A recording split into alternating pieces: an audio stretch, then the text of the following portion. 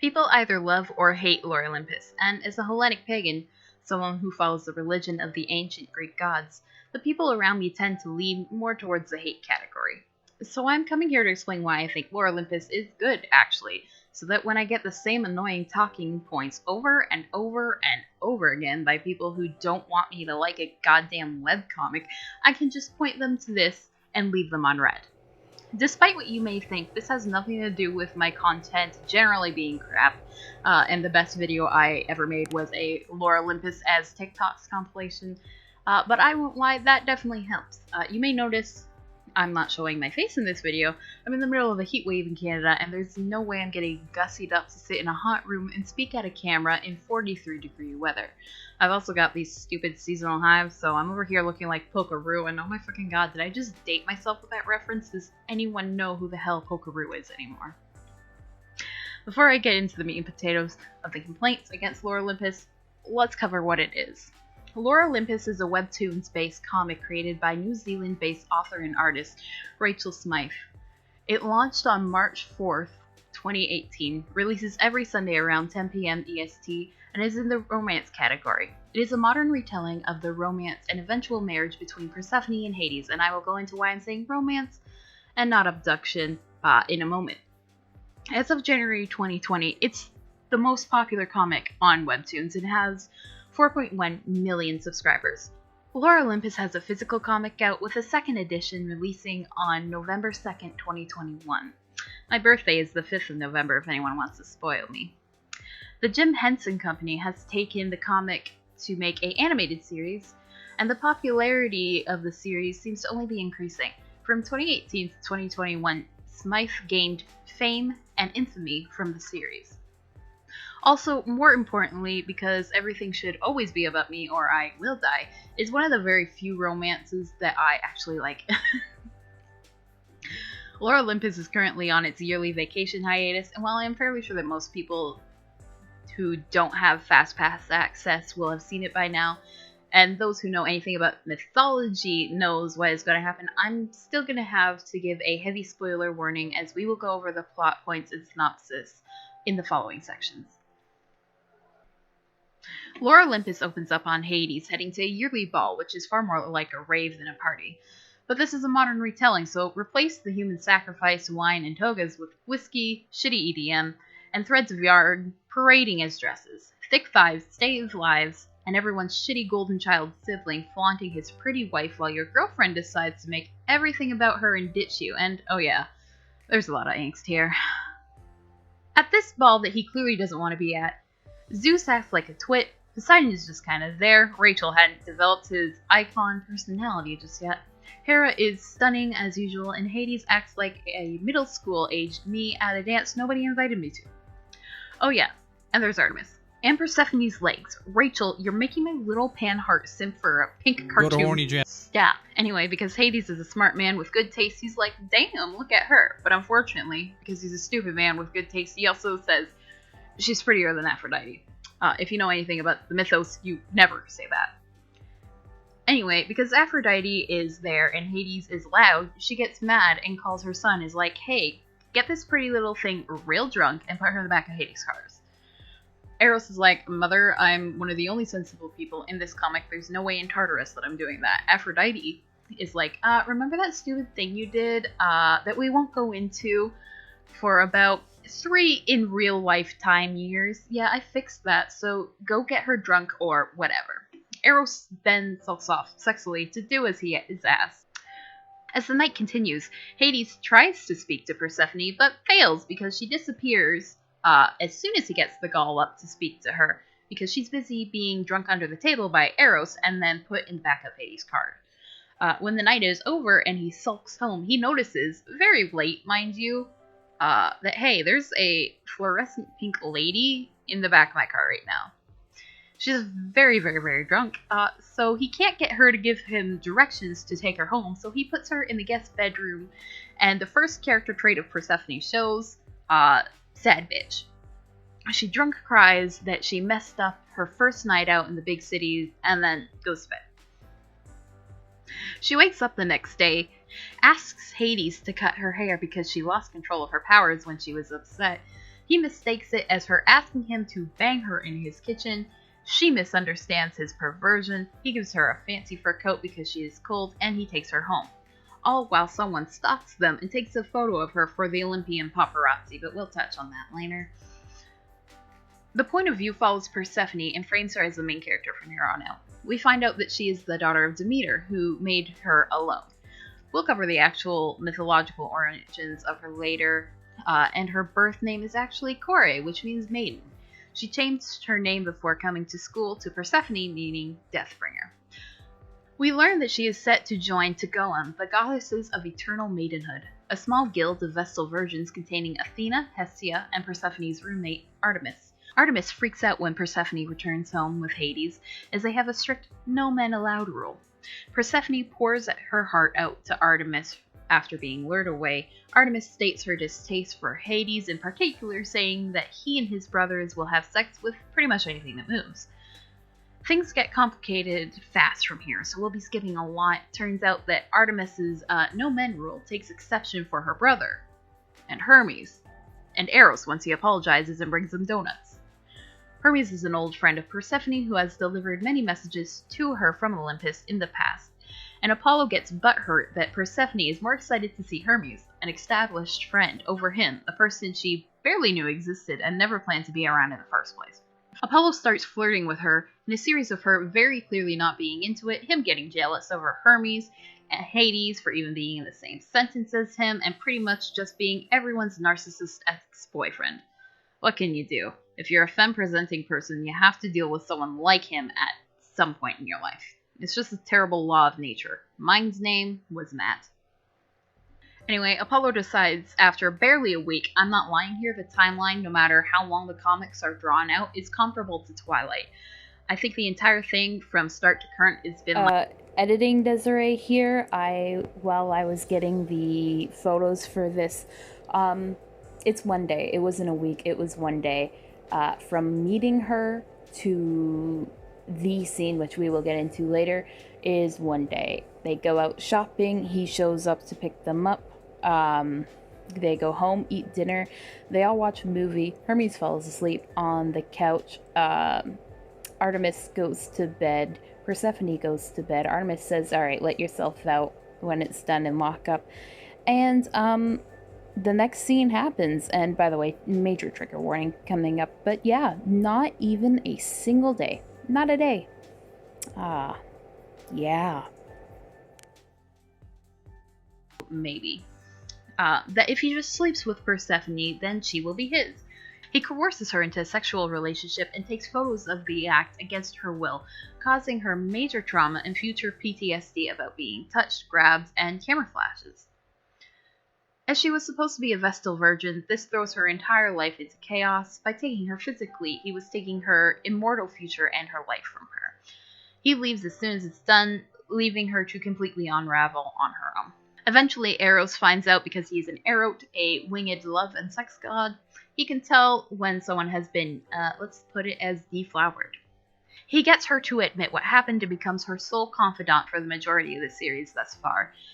He wants her to tell someone, but because of how recently it's been, she refuses. We are going to very quickly point form explain everything else that happens. That could be a video on its own over boundaries, respecting them, maturing, learning to apologize and grow. And while I may not actually ever make that video, Kiri Callahan has a lot of really great videos dissecting those themes within Lore Olympus. So, yet again, quickly, what happens, and in no particular order, mind you, is the photographer releases the photo. We find out that Eros was sent to kill a woman named Psyche but fell in love with her and took her home. We find out Persephone is fated to be Hades' queen, something that I thought would have more immediate follow-through. Hades' girlfriend, Minthe, is a bitch. Persephone gets given a job at Hades' place. Minthe continues to be a bitch, but now with her friend, who is a bitch but sneaky, Thetis. Hades gets angry at the photographer, kidnaps him with Hecate, pulls out his eye, which is a vibe. Apollo dates Daphne. I don't know if he was doing that while assaulting Persephone or if she was a rebound for the relationship with Persephone that never happened. Zeus sleeps with someone who we know is Semele. Hera is mad about everything. Hera touches Persephone and gets a vision about what Apollo did and launches a campaign against him. Zeus ignores her and wants her to stop. Ares shows up. Apparently he knows Persephone, made out with her at one point and buggered off when she found out he was pretending not to know how to read to be able to spend time with her. Persephone finds out about the eye, gets big mad, tells Hades it's not cool to remove people's eyeballs without telling her first. Psyche gets turned into Amphileus by Aphrodite after Eros thinks she tries to stab him. She did not. Apollo pisses off Eros. Eros promises to ruin his chances of love if he continues his bullshit. Minthe is banging Thanatos. Minthe has a pity party but doesn't change her behavior. Minthe directs Persephone to Tartarus rather than Hades' office, and Persephone gets attacked. Apollo starts harassing Zeus about marrying Persephone, even though at this point she had already told Apollo she hates him and never wants to see him again. Zeus says no and starts to get pissed off with Apollo. Ares gets in a fight with Zeus because Zeus slept with Aphrodite, his girlfriend and mother of his children, including Eros, to get Eros out of trouble for freaking out over the whole Psyche thing and killing a bunch of people.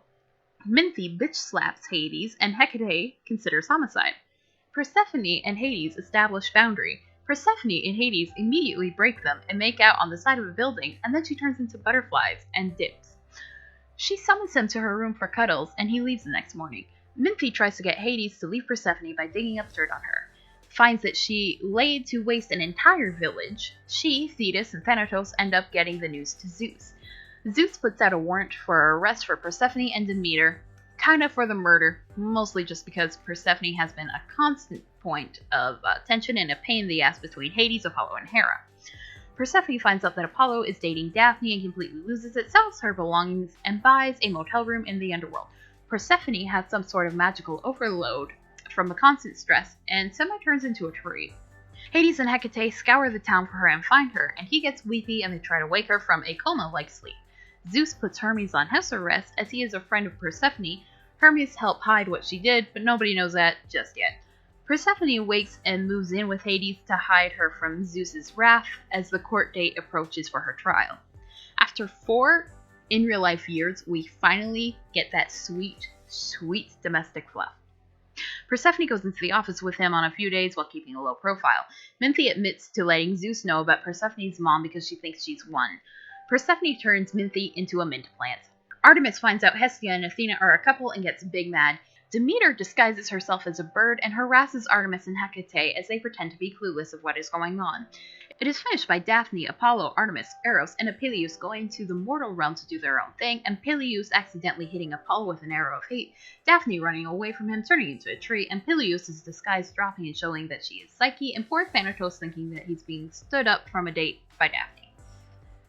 Now, I know that's a lot, and at the same time, it's not nearly all of it. There is so much smashed into that story that it's not surprising to see the tale of a few months told over the span of years of webtoon episode releases. It's a lengthy drama, and honestly, I highly suggest reading it, but we aren't here for the plot. We are here about why I like Lore Olympus. It's actually good, and maybe people should just let people like things. They make Apollo a... Yes, but I mean, he always was. Let's just take a step back here and get one thing clear. Almost every single Greek god and many of the goddesses have taken people against their will. Daphne turning into a tree isn't just an invention of the comic. Apollo did have a run-in with Eros where he was shot with a lead arrow, or a arrow of hate. But remember that he did still pursue Daphne, knowing that he was hit with an arrow of hate, and she wanted nothing to do with him. He chased her until she couldn't run anymore. She fell to her knees and asked the gods to protect her. They did by turning her into a tree that Apollo would go on to hold sacred and be a symbol of him and a symbol of victory via the laurel leaf. While it is true he never assaulted Persephone in the myths, it wasn't uncommon for the gods to just take what they want. Apollo in the myths forcibly took Creusa in a cave in the play of Aeon by Euripides. All it takes is a closer look at the myths to see that it is wrought with sexual assault. This is not me excusing Apollo in Lore Olympus, but is me stating that it's not something that, mythologically speaking, he would not do. I understand the nickname of Apollo regarding the comics, and I too would like to see Hermes, Hades, Hera, and Demeter kick his ass from here to Athens. But you need to understand that Lore Olympus is influenced by actual myths, but not bound to them. Apollo isn't the most highbrow of insults, But it is grating on many people's nerves within Hellenismos and modern Hellenic pagan and polytheism. Please don't make me go into the differences between those. There's a lot, and you'll get different responses from everyone, and each response is likely to cause an argument, and the next thing you know, you have the Supreme Council of Ethnikoe Hellenes calling us all posers, and nobody wants that. You see, people who consume Lore Olympus have been coming after Hellenic pagan people online, calling Apollo Aspollo to our faces, saying that we shouldn't follow him and that he is this, that, and the other. When we try to state that that's not the case, it quickly turns into whatever, it's not a real religion anyway, ignoring the traditions that were handed down through families, surviving the Christianization of the Hellenic world, as well as the waves of revivalists and reconstructionists the world over trying to revive and reconstruct this religion. This feeds into the Hellenic pagans hating, which is a great comic, purely because of the fandom, which is fair. I mean, it's the same reason why I don't interact with My Hero Academia. So you may be thinking, so it's okay Apollo is a rapist, because he was in the myths. That's still terrible, you know. Yeah, you're absolutely right, it is terrible. I don't like him in the comics. I do like how they handle the fallout within the comics. People in 2021 have generally come to the consensus that rape is not a plot point for your shows, and that there are always ways to build the main character, especially if she's a woman, without it. I agree to an extent. I mean, as someone who has dealt with sexual assault myself, I prefer not to see a show where a woman is assaulted and then goes on to rule the world or kill a bunch of people. It feels weird, it's lazy writing, and it seems over-sexualized somehow, and the gravity of what actually happened is rarely touched upon. But Lore Olympus doesn't treat it that way. There are plenty of moments where Persephone is being sexualized, and this is very explicitly not one of those times. When we see her, and trigger warning here, she is dazed, confused, vulnerable, scared. Apollo looms over her, and for the first time in the comic, we can really see how small she is. It's not framed in a good way. It is terrible, and while not too graphic, you can obviously see she is losing her autonomy. She laments internally for her future, which now may be lost. Afterwards, she goes into the clinic in secret using an alias so that she can make sure she didn't catch anything and wasn't pregnant, and she was treated like a foolish child by just not being careful, as if she ever had a choice. Apollo is hundreds to 1,000 years older than she is. He knew what he was doing from the first moment he laid eyes on her, and got frustrated with Hermes for being too friendly with her, a complete stranger. She sees the flash of his phone's camera in every bright light, and she is tormented by that night, and it's made worse because she thinks she allows it. It took Eros telling her that, no, Persephone, that was rape, and that was terrible and not okay, and you need to tell someone, for her to understand that that was coercion. That was rape. But she can't tell anyone. That's Apollo. That's the brother of her best friend. That's one of the sun gods. That's a literal rock star. And she is just a stupid village girl. Even when she decided she didn't want to take his shit, he didn't allow her to stand up for herself. If you tell anyone, I'll release the photos and your life will be ruined. This isn't a story of victory. She doesn't win this, and who knows if in the future she will. This man barged into her life, took what he wanted, and when she said no, forced his way in, and took photos as blackmail. When she wanted to stand up for herself, he had no problem laying hands on her, and would likely have done it again had Eros not shown up and put him in his place. When he cannot control her, he goes to Zeus. He admits she doesn't want to be with him, and he didn't bring marriage up to her, but come on, man, just help me out here. I mean, you can make Hera make her marry me. And he didn't just ask once. He pesters the king of gods continuously about it, to the point where it pisses off Zeus. When he gets no headway, he pesters his mother about it, who sneaks into Hades' house to convince Persephone to marry him. She fails, and she brings it up to Apollo that Persephone very obviously wants nothing to do with him. Neither of the two seem to care about that fact, however, and Leto captures Demeter in bird form for Apollo to bring to Zeus so that Zeus can start the trial of Persephone and Demeter. This is why I like Lore Olympus despite the rape scene. It's because this isn't some superhero backstory for Persephone. She doesn't get strength or resilience from this. This is terrible. And when she gets persuaded into therapy, it is brought up, and she states verbatim, I desperately wanted to just forget the whole thing ever happened and live a normal life. Should be easy, right? Some days, it's all I can think about. I go over every little detail trying to understand it. I'm terrified and furious. I don't want him, to shape me. My plans, my relationships, or even my body. Every interaction I take, I'm thinking, is he there? Is he a part of me?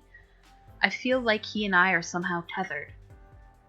And then the therapist calls him an abuser. Tells Persephone that she is not tethered to him and is not defined by him or his abuse. Persephone's thoughts and feelings about him are the very same that many, myself included, have thought about our abusers. There is something so viscerally sincere and real about her reaction that you have to wonder if Rachel is pulling from personal experience. Apollo is not seen as the good guy. Persephone is not seen as the tragic hero, and despite what Apollo thinks of himself, he is neither the main character, nor is he the dashing hero or villain. He's just a pathetic narcissist who needs everything to be about him. He wants Persephone as a trophy, a beautiful wife to hang on his arm, a pretty fertility goddess to smile and make him look good. Persephone is not seen as a person to him.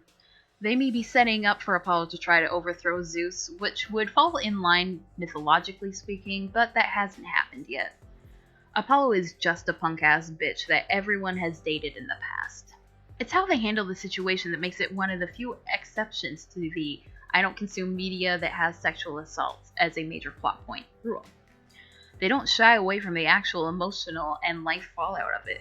They don't give Persephone a sword and have her slay the villain and never again have to deal with the fallout of what happened. It colors her relationships with nearly everyone. It affects her everyday life, and even her budding relationship with Hades is tainted by it. I can understand people who won't read the comic or watch a future show because of this scene, but the idea that people who like the comic are rape apologists is just absurd. I can understand people who won't read the comic or watch a future show because of the scene, but the idea that people who like the comic are rape apologists is just absurd. The people who hate the fans of the comics because Apollo never assaulted Persephone in the myths are absurd.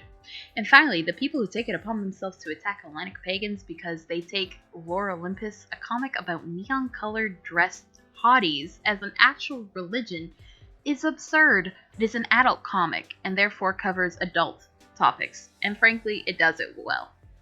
Speaking of adult comics, it is a kids series because of the brightly colored characters and it's pedophilic.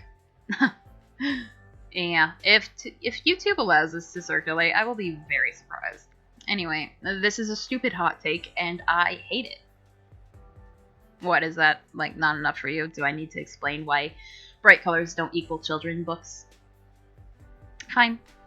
I had an argument with a Reconstructionist follower of Hellenismos. In common terms, he follows the gods as he sees the ancient people of Athens would, via the writings from the poets Hesiod and Homer, excluding any Roman poets and Romanized aspects of the gods. He's like the one Catholic kid at school who would say that you're not a Christian because you are Baptist or Protestant, and that Catholics are the original Christians, therefore the only Christians. I adore him, but sometimes this mentality does get grating. His argument, while trying to convince me that I can't like LO as a Hellenic pagan, was as follows. Because it's a comic where the main characters are neon colored and have big eyes, it will inherently draw in children. Thus, no matter what Rachel wants, it is a child's comic. Because it is a child's comic, the fact that it has adult themes and sexualities makes it predatory. Even if it wasn't, the art is bad and childish, and Hades is pedophilic for his relationship with Persephone, and the power imbalance is predatory. It's made worse because Rachel has a Patreon where she draws the characters doing BDSM, and BDSM is inherently apologetic to rape. And this is where I lost my temper. Honestly, this mentality is beyond wrong, but before I get into it, I would just like to ask, what is it about the internet that people take you liking media they don't like as some sort of personal offense that they need to rant and rave about nonstop until you stop liking it? Like, people, let people like things. Go outside. Touch some grass. Calm down. Stop being chronically online, even. Anyways, as an artist and someone who knows the myths, let's break down the color a bit.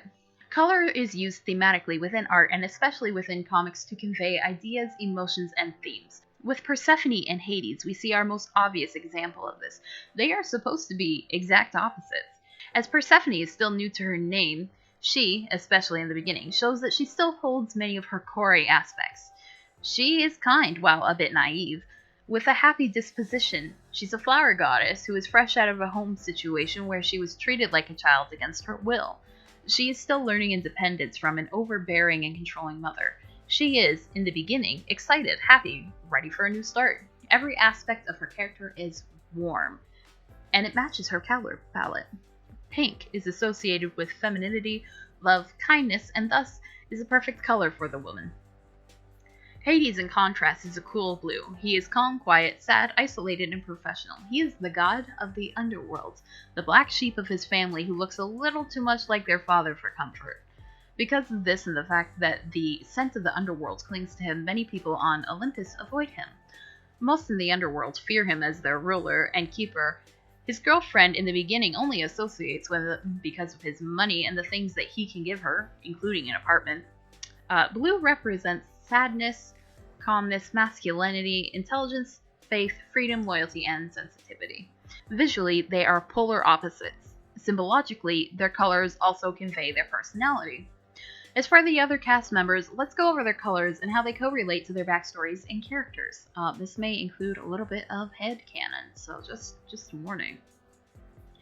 Purple. Zeus, Apollo, Artemis, Asclepius, and Peleus, and Aphrodite bring up the purple class of characters. Purple throughout time, but particularly within ancient Greece, represented wealth and nobility. It had a high demand in textiles for kings, generals, and noblemen, and was tied to divinity. Thus, it makes sense that Zeus and his close family contain the color and hold up. I can hear the fans already. None of those people are his children, and all I can say is, are you sure of that? In mythology, Apollo and Artemis are, in fact, his children, by Leto, a titaness who Zeus cheated on Hera with. Hera forbade her from giving birth on land, and the island of Delos, who was once the titaness Asteria, who jumps in the sea in the form of a quail to run away from Zeus, after the Titanomachy, allowed Leto to give birth on her, as she was not technically a part of the land or of Gaia. Thus, Leto was allowed to give birth on Delos. In Lore Olympus, it is not said why Leto is a social outcast. It is said she was once a dear friend of Hera, and something happened to make her a complete social pariah. Zeus remarks when Hera asks him what he thinks about Apollo, that he reminds me of myself when I was younger. While LO does tend to deviate from mythology to make it more palatable for the modern audience, I do believe they are foreshadowing the reveal of Apollo and Artemis being his children by Leto. Asclepius is the god of medicine, demigod of Apollo and immortal, who seems to keep that aspect in LO and provides insider information on Queen Hera's health in the comics. It is likely, given his color as well as his saturation, that he is still his son within the comics. It's a common idea within Hellenismos that as the generations go by, the celestial power and bloodlines from the original Titans become less powerful over time, as shown by Plutarch's writings, The Life of Solon, where Solon visited the lost city of Atlantis. While Atlantis was never a real place, Greek writers had a tendency to frame philosophy within the works of fiction. The fall of Atlantis shows the sons of Poseidon take the city, and as they intermingle and breed with mortals, each generation becomes more human, less godly, and more vile. Notice Zeus's deep royal, nearly black purple. It is rich and overly saturated. Apollo and Artemis are almost as saturated as he is. Most of the time when you look at them, you could say they are exactly the same, but when you look at them closely, you can see they are slightly less saturated. Now look at Asclepius, the demigod. He is a pale shade of purple, displaying the dilution of his godly lineage. I believe the colors within the pantheon of Lore Olympus denotes not only characteristics, but the direct bloodlines of gods.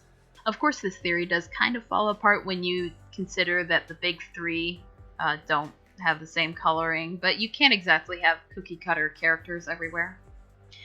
Aphrodite is a strange case. Mythologically speaking, she is sister to Kronos. She was born of the severed manhood of Uranos when Kronos cut it from him and it fell to the sea, and she was born of the sea foam. Well, I mean, that is the usual and the most well-known and accepted version, a different version says that she is the daughter of Zeus and Dione, which, if my colors are dependent on genetics theory is right, it gives some very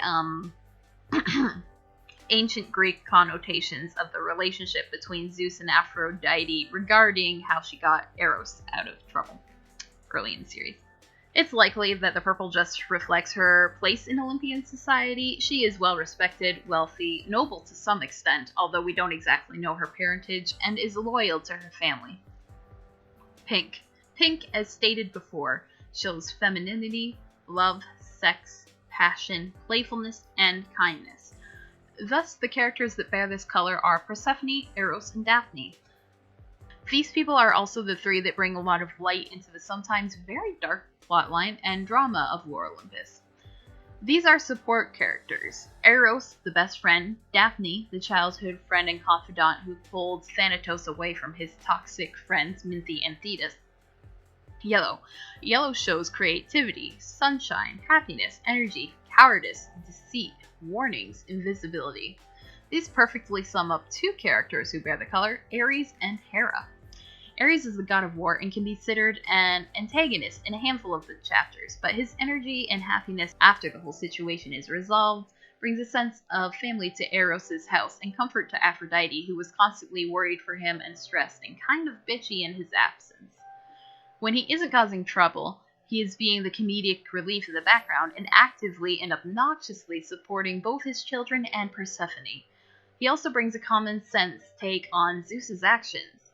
Everyone else fears Zeus enough not to openly say anything about his infidelity. Hera does on occasion, but because of the power imbalance, it only results in him hurting her. Ares doesn't care, and he openly screams at Zeus for sleeping with Aphrodite and acting like a general dick, and only stops when he accidentally hurts his mother during his rampage.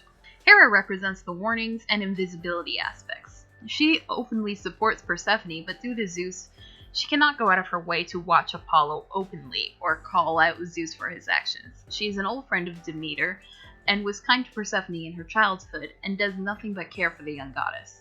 She shapeshifts into a waitress at the club the day after Hades and Persephone met to ring him out for talking about her in a lewd way. She shapeshifts to help convince Demeter that Persephone is not missing. She helps steal Apollo's phone to bring it to Hephaestus to remove the blackmail of Persephone on it and actively works behind the scenes to help people she cares for. Hera is labeled the Golden Traitor, and throughout the Titanomachy she was used to manipulate Kronos and the others for the well-being of the gods. She is well known for being cunning and using her abilities to hide, lie, and predict the future to help people she cares for. Red. Red represents energy, positivity, action, war, danger, strength, and courage. The two red characters are Hermes, the best boy and husbando, and Minthy, the bitch. Minthy represents war and danger. She constantly emotionally and physically abuses Hades and uses him for his money. She holds strained relationships with many people in her life due to her toxic behavior and personality. She is constantly struggling and fighting because of her own actions to try to blame everyone else, even when she knows most of the shit in her life is her fault. Minthy is dangerous, and she is willing to send Persephone to Tartarus because she was jealous before anything was even happening between she and Hades. Hermes is a personification of energy and strength and courage. And this has nothing to do with me simping for him and his stupid lovely face. He is an old friend of Persephone who, while in the beginning we kind of suspect he is just there because pretty hot lady with boobs and lake, but as it turns out he was willing to put his ass on the line to help hide the massacre of the village for her. I mean, yeah, there is money involved, but we can see his concern for Persephone throughout the series, and is heightened as it comes to a close of the 2021 hiatus, as he questions Apollo and goes over in his head what he overlooked and allowed to be done to Persephone.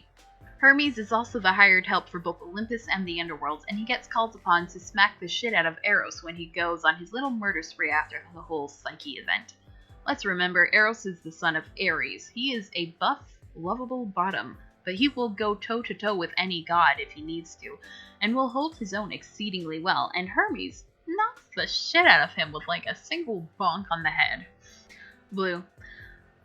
This color is the most common within the underworld, so we're only going to talk about the main cast.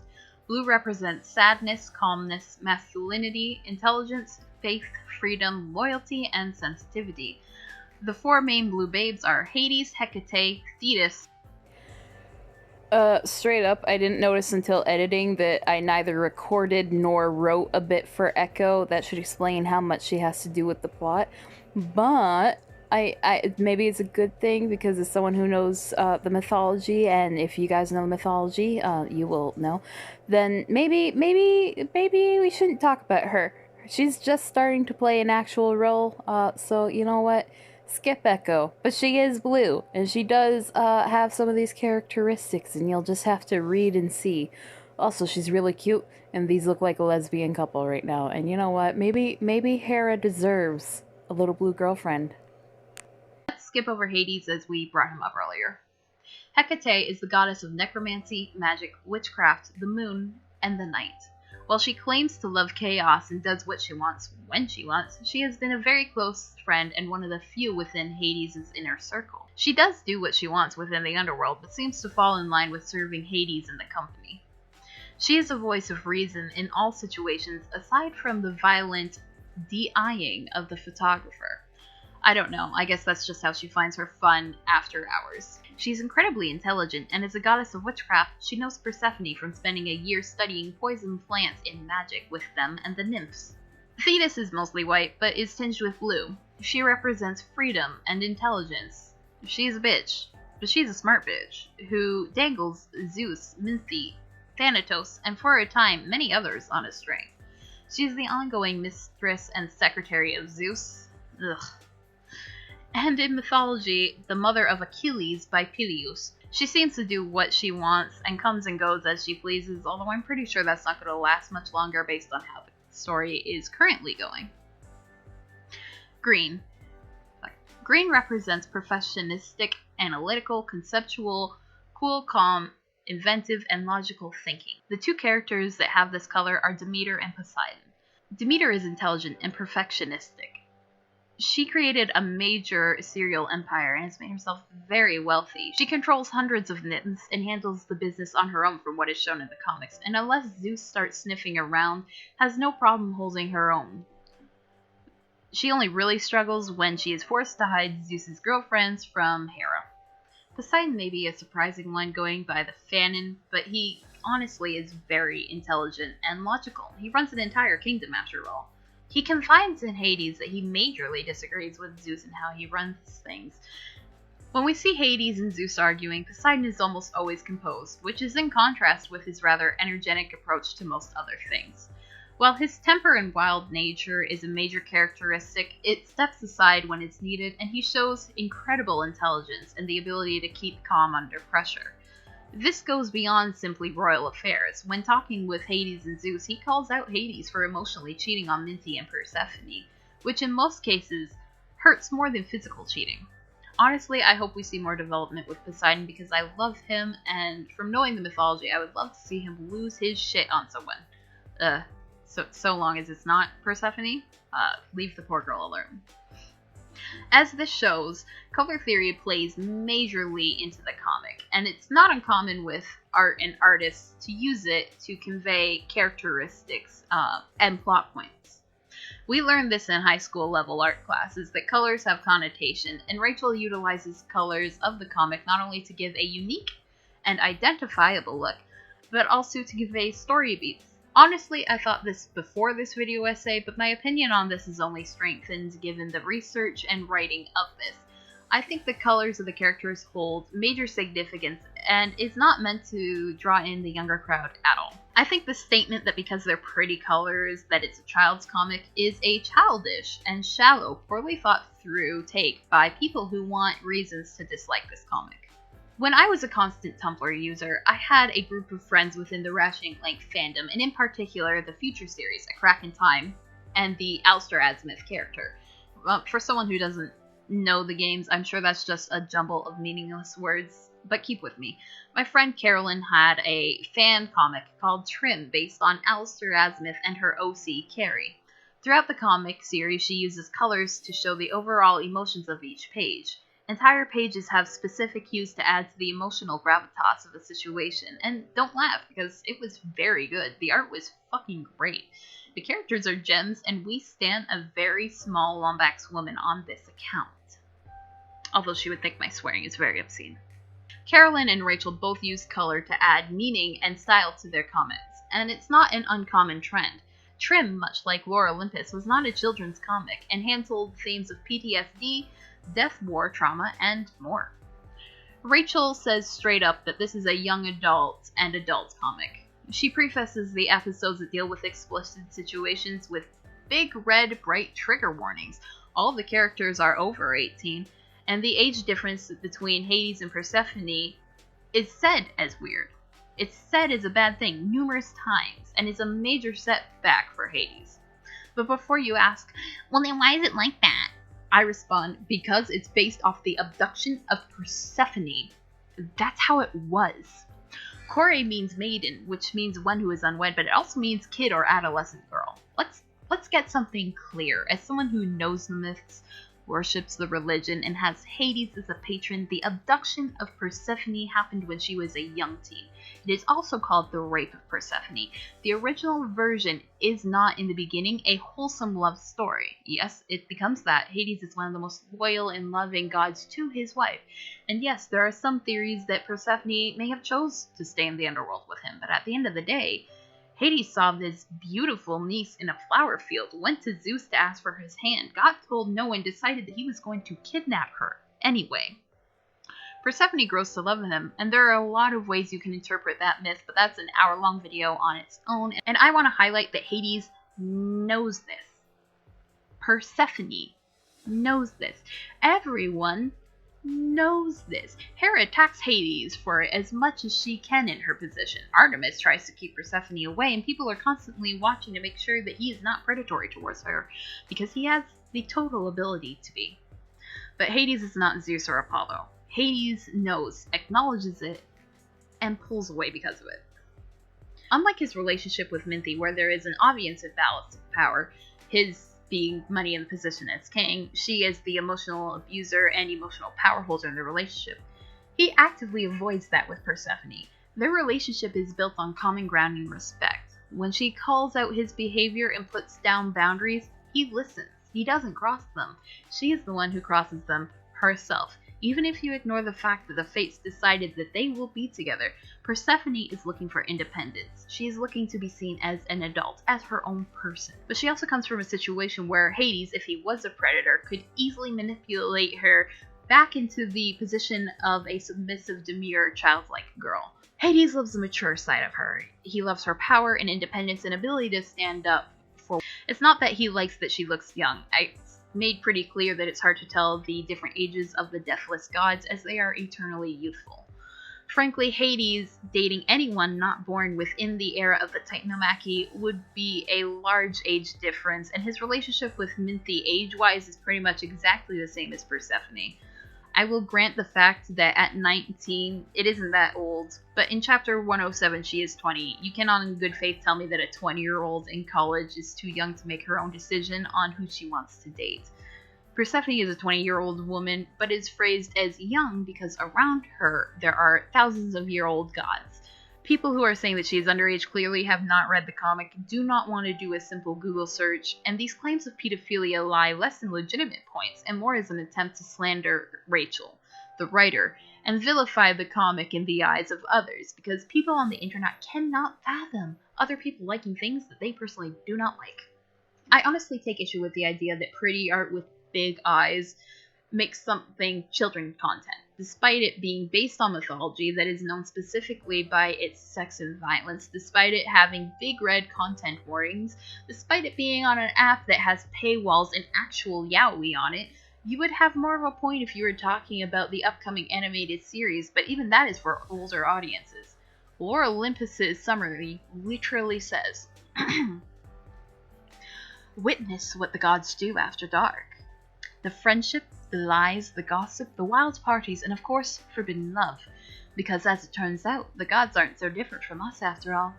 Especially when it comes to their problems.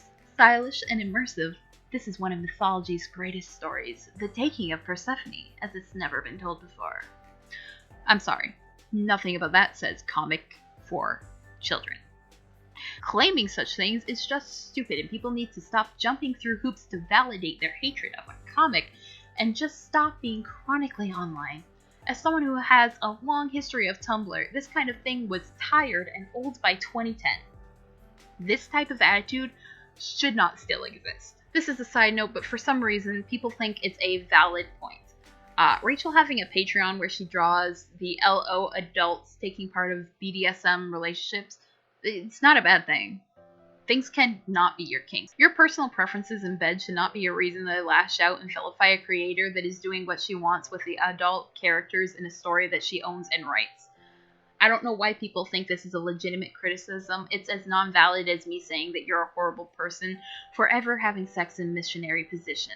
Some people just aren't vanilla, and drawing NSFW content is a valid source of income with nothing wrong. Hades is an anti-Semitic trope. Yes, this is something I have heard a concerning amount of people claim. Their thought process is Hades is a man with a big nose who is characterized as evil and rules over finance and is the sole ruler and tyrant of the underworld. This is enforcing Jewish-coded stereotypes and thus is anti-Semitic. Nothing about Hades is characterized as evil. While some characters do look poorly about him, it's more of a commentary on his brothers and looping him into them, assuming that he is also sexually obsessed. Add this to the inherent fear of the Olympians to the people of the underworld. You have to understand, this wasn't an invention of Rachel Smythe. In Greek mythology, Hades is the god of the underworld, riches, agriculture, and of the riches of the earth. Because the ancients had a deep fear of death and lived with it in a far more intimate way than we do with modern medicine, they feared the chthonic gods and anything that had to do with the dead. They dared not say his name and use nicknames such as Pluton or Pluto, giver of wealth. Because of this sentiment, the ideals of the Olympic gods also reflected that, and even amongst the gods they share somewhat of a distaste for the underworld deities. The gods hate blood, filth, and impurities, calling them miasma, which have to be cleansed before even offering a sacrifice to them. These connections to wealth, fear, evil is reflected in the mortals and the unnamed characters of the comic. While in contrast, most people who interact with and are in his inner circle sees Hades as a kind provider who gives jobs to random strippers and apartments to girls whose days he ruined. The only thing anyone says around him that unnerves them is how closely he resembles his father, and the smell of death that clings to him and the underworld. But that's by nature, just because he rules down there, he lives down there, he is a part of the underworld.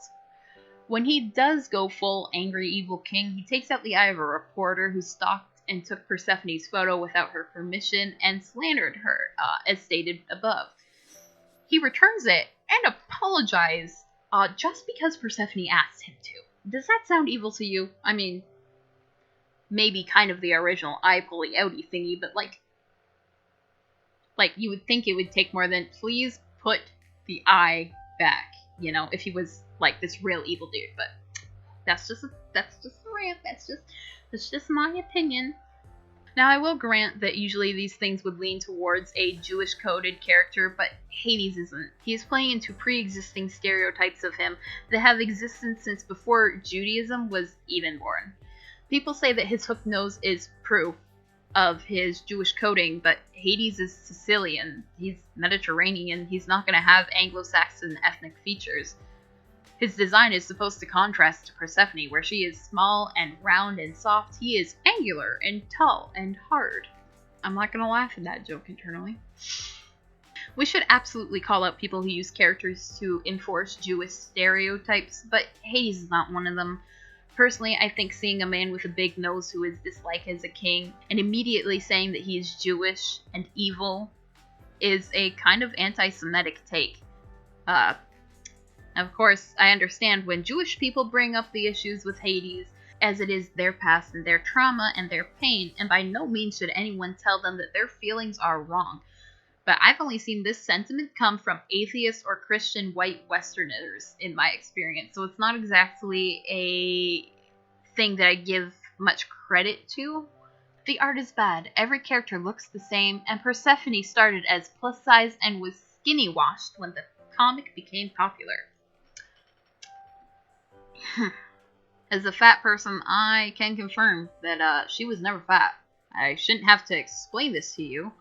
If you're not watching this in the background, you've seen the images. Which one of those look like a fat woman to you? Persephone has thick thighs and an hourglass figure. Some may say that Eros made fun of her in the early chapters, saying that she should take a yoga class if she has a thing for Hades, but that joke was made twice, and honestly, aside from being a playful jab, because look at Hades, he's a buff babe who could bench a mountain, this may also have more sexual connotations. Considering Hades is like 7 feet tall, Persephone is barely 5 feet. Girl, even I would need to do some stretches before climbing that mountain. All the women look exactly the same. No, they don't. Ignoring Hestia being actually plus size, Athena being more masculine in look, Psyche/and Peleus having more African hair and fashions, every single person having different skin tone. Not that it really matters, as they're all rainbow colored. You can absolutely tell the difference in every single female character in this comic, and I think y'all are mistaking art style for body type. No, I'm not being nice about it. Persephone is born sexy yesterday. Persephone is hot. Get over it. Okay, maybe I should explain that a bit. As per filminquiry.com/born-sexy-yesterday, Born Sexy Yesterday, BSY, is a common sexual fantasy depicted in films and television shows created by men for men around female characters that exude sex appeal, but other than their physical aesthetic, they mimic the behaviors, intelligence, and attitudes of a young child. This is a very common trope, and I don't know if you picked up, Rachel Smythe is a woman. I mean, so far as I know. I don't think she's non-binary or anything. Moreover, Persephone does not act like a child in the comics. You get flashback to her adolescence with her mother, where you could argue that there is some naivety, but that is pretty standard for living isolated away from everyone else. She was never really let away from her mother, and when she was, it was never without a team with her. It was such a problem that it led to her exploding on one of her nymph sisters, pushing them away, demanding some privacy, and when she came back, having a complete mental breakdown to find that the plants that the nymphs were tied to in their sacred garden were cut by mortals, effectively killing the nymph sisters.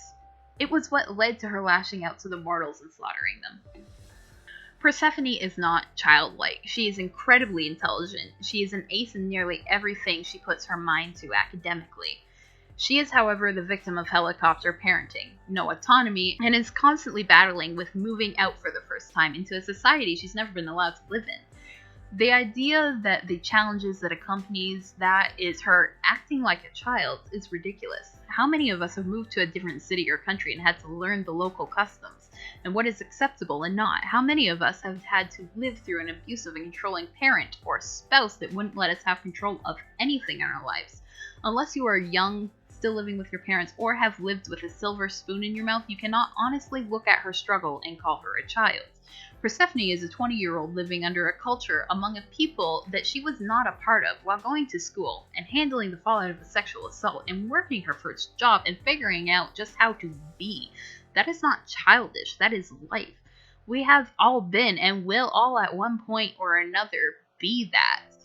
And when it is your time to be in that position, I hope nobody sneers at you and calls you a child for struggling. I know it's just a comic, but these are real situations that nearly everyone has to deal with, and the idea that she is born sexy yesterday just because of it is aggravating. This makes people think Lore Olympus is the actual mythos and harms the religion. Are you fucking kidding me? No, honestly.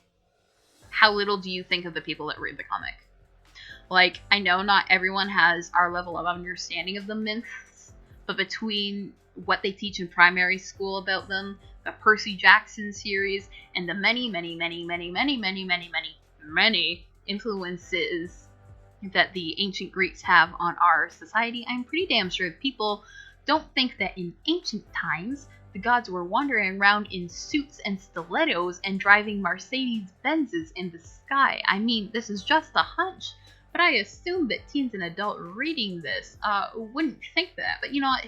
Who knows? Maybe I'm Boo Boo the Fool. Maybe I'm wrong here. Maybe you're right. I'm not. Salty. I also fail to see how people getting into mythology with LO as an entry point is a bad thing. If we want the religion to survive, we need to fill out our ranks. People don't just randomly materialize out of thin air knowing the theogony, able to cite the Iliad in hymns. People gotta come from somewhere, and sometimes that comes from horny pink people on a comic on the internet, and you need to swallow your class's academic white pride and just deal with it. I'm getting so canceled, and I am so losing friends over that comment. But I found the religion through study and skill and... Okay, nerd. Fucking chill. Rip you. Let's get an effing chat for your social life, and before you get up my ass, that's how I also got into it. Why is it so repulsive that people found it through media that they enjoy and have fun interacting with? You know what that is, right? Like, you know what fun is, don't you? It's like this thing people do to break up the monotony and misery of life. You might want to try it. I know this is starting to get ranty, but this small video on a channel that never plans or scripts anything has turned into a 8,000 words, 12 pages, hours of writing and research, and a very tired goth bitch. It's just aggravating because the reason I am making this is specifically to spite some knobs online who say that I cannot defend Rachel about it. And like, at what point did it come down to defending Rachel?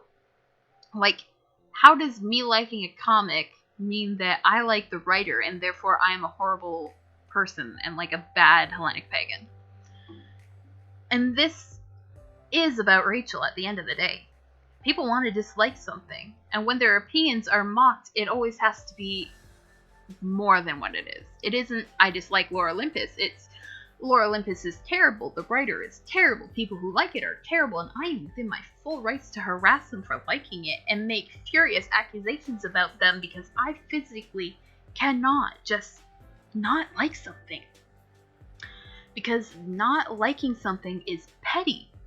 Not like something allows for conversation. I don't want conversation. I want complete control of people around me to create an echo chamber and be a dick to a woman who's done nothing wrong to me or anyone I know because she made a comic. It's okay to not like something. You can not like something and not make it into a moral objection. You do not have to like something. And you don't need to be a dickhead to your friends who do like that thing. I get COVID has forced us all inside, but honestly, something you need to take an actual step back and analyze, what are you saying? And ask yourself, would I say this in public? If I did, would that get the audacity slapped on my face? Am I in fact being petty and annoying? Is the author of this getting pissy about a comic while criticizing people getting pissy about a comic with no self-awareness? I don't know how to close this out. I'm not a major video essayist on YouTube. I'm not here to leave this on a happy note or educate anyone on anything. I'm here to complain in long form about people who make me mad because this is what I do best. Hell, I probably haven't even changed the minds of the people who have listened and gotten this far. But if I or anyone else has sent you this after you saying some out-of-pocket shit to them about liking Lore Olympus, thank you for watching. Agree or disagree, it's time to stop yapping, and frankly, I'm off to record and edit this monster and fantasize about Hermes' fantastic red ass, and broad shoulders, and six-pack. Peace. Oh my god, it's so hot in this goddamn room. For my usual folks, thank you for staying to the end. I would say that this is a break from our usual content, but what is our usual content? If you want to support me, you can donate. There'll be a button, not a button, a QR code flashing around the screen somewhere to donate directly to. I'll put in my links for my Fiverr and all that jazz. Please check out my website if you're into witchy and pagan stuff, talesofthegods.com. Keep an eye out for the Tales of the Gods and Practical Witchcraft magazine. The next edition, the Mabon edition, I believe it is coming out next. Like, comment, subscribe, share, call me a bitch if I'm a bitch. Yeah, do all the YouTube things. Did I just make a secondary end for my followers? What the fuck am I doing with this?